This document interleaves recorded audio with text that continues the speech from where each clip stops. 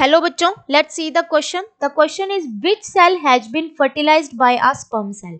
ठीक है, तो क्या होता है फर्टिलाइजेशन में? एक होता है स्पर्म बेटा, एक होता है ओवम. अब इन दोनों का जब फ्यूजन होगा तब बेटा क्या बनेगा? जाइगोट बनेगा. ठीक है, अब क्या होता है, ये क्वेश्चन क्या पूछ रहा है कि फीमेल का एग का कौन सा जो स्ट्रक्चर होता है वो फर्टिलाइज होती है, कौन सी सेल फर्टिलाइज होती है. ठीक है, तो अब क्या होता है कि एम्ब्रियोनिक स्टेज में, जब एम्ब्रियोनिक स्टेज होती है फीमेल ओवरी के अंदर, एम्ब्रियोनिक स्टेज में ही क्या होता है कि वहां पे oogenesis का प्रोसेस स्टार्ट हो जाता है.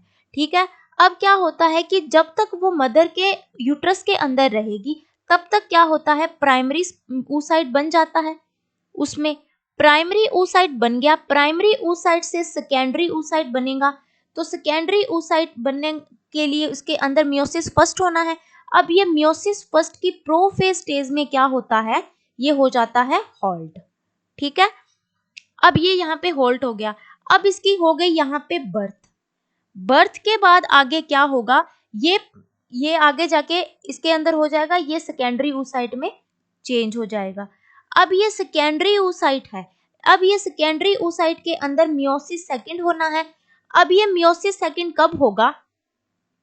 मियोसिस सेकंड ये एक डिवीजन है. इसके डिवीजन के लिए सबसे पहले तो पता होना चाहिए, डिवीजन के लिए सेंट्रियोल की जरूरत पड़ती है और सेकेंडरी oocyte के पास कोई सेंट्रियोल नहीं है, तो इसकी डिवीजन नहीं होगी. ये मेटाफेज स्टेज के ऊपर क्या होता है, होल्ड हो जाता है.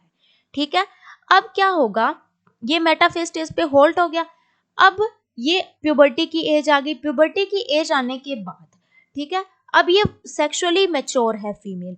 अब एक स्पर्म आया, ओवम रिलीज हो रखा है ओविडक्ट के अंदर, ओवम रिलीज नहीं होता है उस टाइम, क्या होता है ओविडक्ट के अंदर, सेकेंडरी oocyte रिलीज हो रखा होता है. ठीक है, ये देखो मैंने बताया था ना कि सेकेंडरी oocyte की मेटाफेज पे ये होल्ड हो रखा है. ठीक है, ये इसकी आगे डिवीजन नहीं हो रही है. इसकी डिवीजन कब होगी?